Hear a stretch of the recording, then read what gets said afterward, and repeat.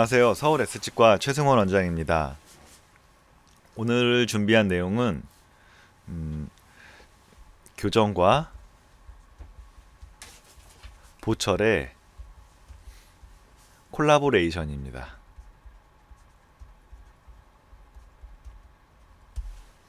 그 이제 저는 보철을 전공을 했는데요.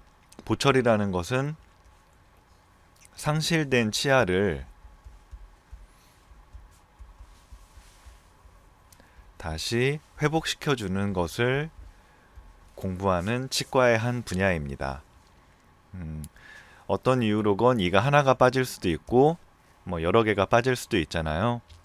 그래서 하나가 빠졌을 때 예전 같으면 브릿지라든지 아니면 요즘은 임플란트로 많이 수복을 하고 있죠. 그리고 여러 개가 빠지게 되면 이제 여러 개의 임플란트나 혹은 틀니를 가지고 상실된 치아를 회복을 시켜주게 됩니다.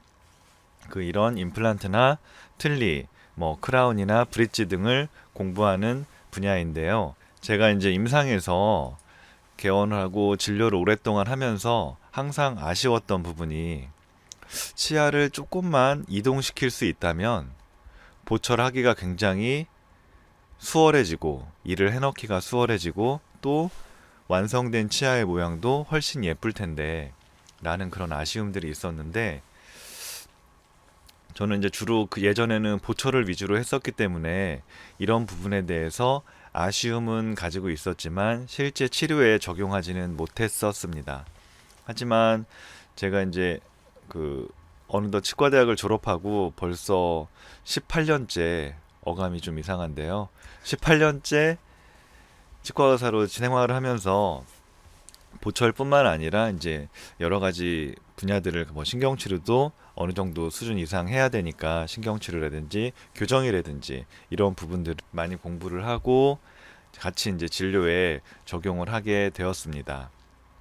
그래서 오늘은 그런 보철을 할 때 치아를 조금씩 이동을 시켜서 좀 더 수월하게 진행을 할 수 있었던 케이스들 몇 가지를 보면서 그냥 이를 만드는 것보다는 내가 원하는 대로 치아를 이동시켰을 때 어떤 결과가 나왔는지 같이 살펴보는 시간을 갖겠습니다.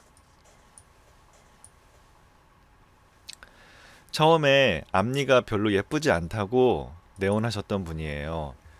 이게 앞에서 본 그림인데 일단 앞니가 예전에 이렇게 보시면은 광택이 좀 다르죠. 여기 레진으로 사이를 떼었던 부분들도 있고 이런 데도 까맣게 충치 비슷하게 진행되어 있고 앞니와 옆에니 사이에 턱도 이렇게 져 있고 앞에서 봐서 그런데 위에서 봤을 때 이런 그림이었습니다. 이거는 이제 교정을 하기 위해서 장치를 붙인 다음에 찍은 사진인데요.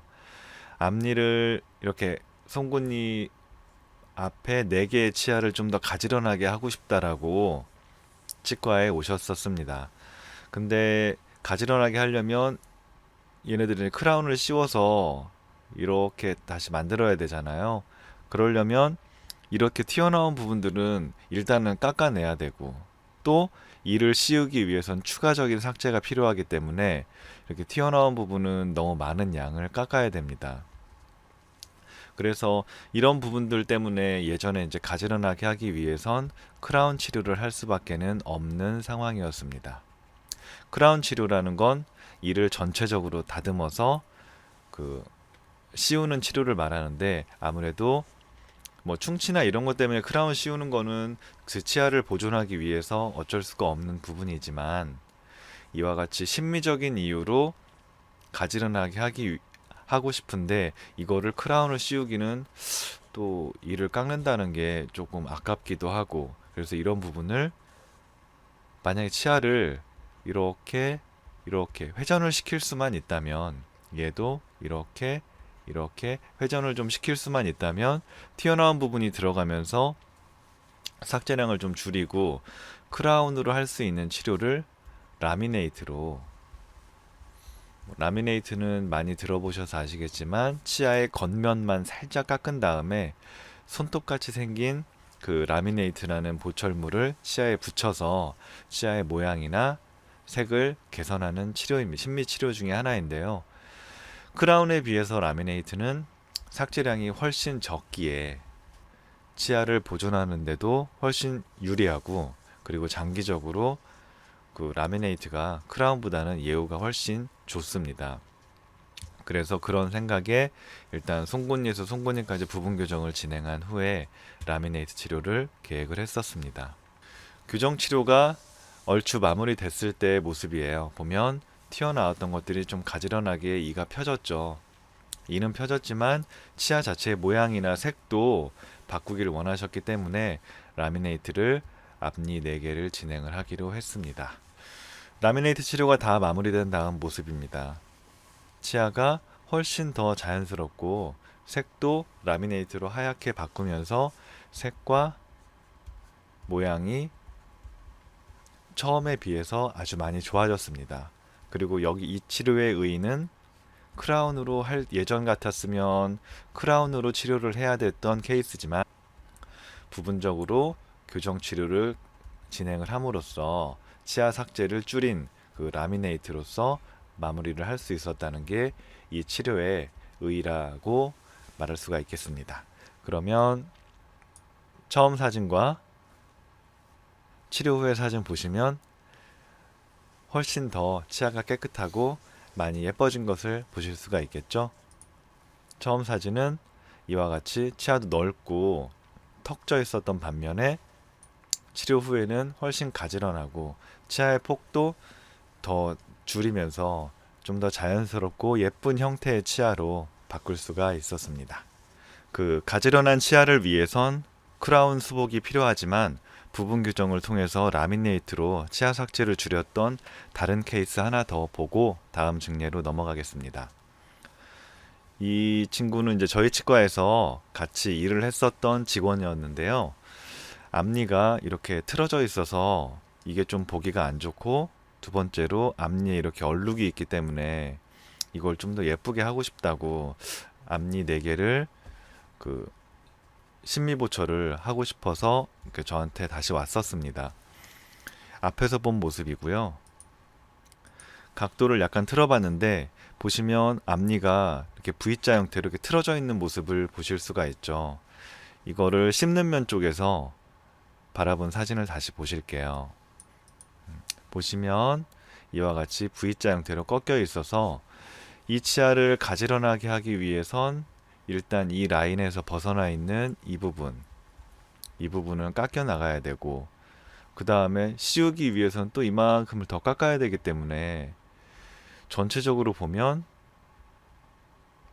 이만큼이 이가 깎이게 됩니다. 이만큼을 삭제를 하게 되면 라미네이트로 하기에는 힘들고요. 크라운을 씌울 수밖에는 없는 상황입니다. 그러면 그 심미적인 부분 때문에 이제 치료를 하는데, 제가 치료하는 입장에서 가급적이면 삭제량이 많은 크라운보다는 라미네이트로 치료를 하는 게 환자를 위해서도 좋고 장기적인 예후도 훨씬 좋기 때문에 이 케이스도 마찬가지로 부분 교정을 진행을 해서 라미네이트로 진행을 하기로 얘기를 했습니다. 교정 장치를 붙인 모습이에요. 부분 교정이기 때문에 보시는 것처럼 송곳니에서 송곳니까지 6개의 장치를 붙여서 진행을 했고, 아참, 여기서 중요한 그 기간인데, 부분 교정은 전체 교정을 하는 것처럼 치아 이동량이 크지는 않기 때문에 대개 뭐 증례에 따라 다르긴 하지만 짧게는 2개월에서 길게는 한 4 내지 5개월 정도의 시간이 걸립니다. 그래서 그 치료하는 입장에서 물론 이제 어떤 분들은 당장 이거를 빨리 뭐 한 달 이내에 끝내야 된다라는 분들도 간혹 계시긴 하지만, 제가 봤을 때는 크라운 치료를 라미네이트 치료로 바꿀 수 있는데 들어가는 시간이 2 내지 4개월이라면 이 시간은 충분히 투자를 할 수 있는 시간이라고 생각이 됩니다. 그래서 가급적이면 이런 케이스 같은 경우는 부분 교정을 꼭 해서 치아를 정렬을 시킨 다음에 삭제량을 줄이는 라미네이트 치료 쪽으로 설명을 드리고 있습니다.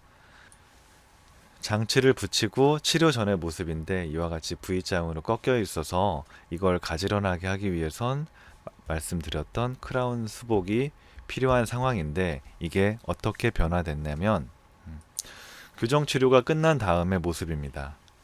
보시면 V자형으로 꺾여 있던 게 다시 이렇게 돌아와서 회전이 돼 있죠. 이 상태에서도 이미 정렬이 충분히 이루어졌기 때문에 필요한 건 아까 치아 표면의 색과 얼룩, 하얀색 얼룩이 있었잖아요. 그 부분을 좀 더 예쁘고 예쁜 색으로 바꾸고 또 전체적인 치아의 모양을 조화롭게 만들기 위해서 약간의 삭제를 한 후에 라미네이트 치료를 진행을 하면 되는 상황입니다. 그러면 치료 결과가 어떻게 됐을까요? 치료 후에 앞에서 바라본 모습입니다. 치아의 일단은 교정을 했기 때문에 치아의 정렬이 이루어져서 적은 삭제량으로 라미네이트를 할 수가 있었고 또 교정하면서 부가적으로 치아의 폭도 작아지고 배열을 하면서 치아의 사이즈를 좀 더 줄일 수 있었기 때문에 훨씬 더 예쁜 모양의 그리고 얼룩이 없는 깨끗한 색의 라미네이트로 앞니 4개의 심미 치료를 잘 마무리할 수 있었습니다. 위에서 바라본 모습이에요. 라미네이트로 가지런하게 치아가 다 배열됐죠. 부분 교정을 하지 않았다면 크라운을 했어야 하는데 이 케이스는 라미네이트로 잘 마무리를 할 수가 있었습니다. 사진을 유심히 보시는 분이라면 하나 의아하실 부분이 있을 텐데요. 라미네이트는 앞에만 깎는 거기 때문에 뒷부분은 이와 같이 치아가 그대로 남아 있습니다. 하지만 이 치아는 뒤에도 하얗죠. 얘는 하나 크라운을 했는데요. 왜냐면 얘는 치료 전에 다쳐서 이가 두동강이 났었습니다. 크라운 부분이 깨져 있었어서 어쩔 수 없이 신경치료를 하고 이 치아는 크라운을 해야 되는 상황이었어요. 처음에 치료를 시작할 때 이게 부분 교정이 끝난 다음에 장치를 뗀 모습인데 보시면 이렇게 선이 보이시죠? 일단 부분 교정하는 동안 유지를 하기 위해서 깨진 크라운 조각을 접착제로 붙여서 일단 교정을 진행을 했었고요. 교정 끝난 이후에 이 치아는 어쩔 수 없이 신경치료를 들어가고 크라운으로 마무리를 했었습니다. 치료 전후 사진을 보시면 이렇게 많이 틀어져 있던 것들이 교정을 통해서 틀어져 있어서 공간도 많이 차지하고 치아가 폭도 넓었었는데 교정을 하면서 폭도 어느 정도 맞춰주고 색도 깨끗하게 마무리를 할 수 있는 모습이에요. 첫 번째 내용에서는 제가 교정과 오늘 동영상의 주제가 보철의 콜라보레이션이다 라고 말씀드렸는데 심미치료를 함에 있어서 교정을 통해서 치아 삭제량을 줄이고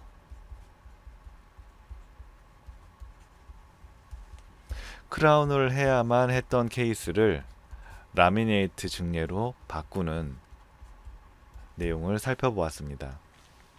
라미네이트가 크라운에 비해서 갖는 장점에 대해서는 앞에서 충분히 말씀을 드렸죠. 일단 삭제량이 적고 그만큼 치아의 입장에서는 보존적인 치아를 보존하는 치료가 되겠고요. 그 결과로 약 10년 후에 장기적인 추적 결과나 예후를 살펴봐도 크라운에 비해서는 라미네이트가 훨씬 예후가 좋다라는 것을 알 수가 있습니다.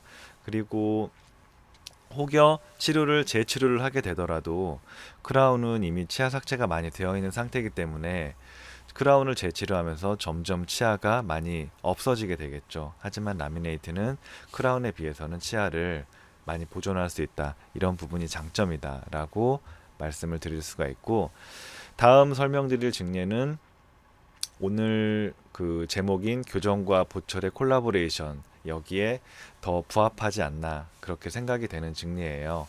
그럼 사진을 보면서 다음 증례 한번 보고 오늘의 동영상을 마무리하도록 하겠습니다. 이런 분이 이제 치과에 오셨어요.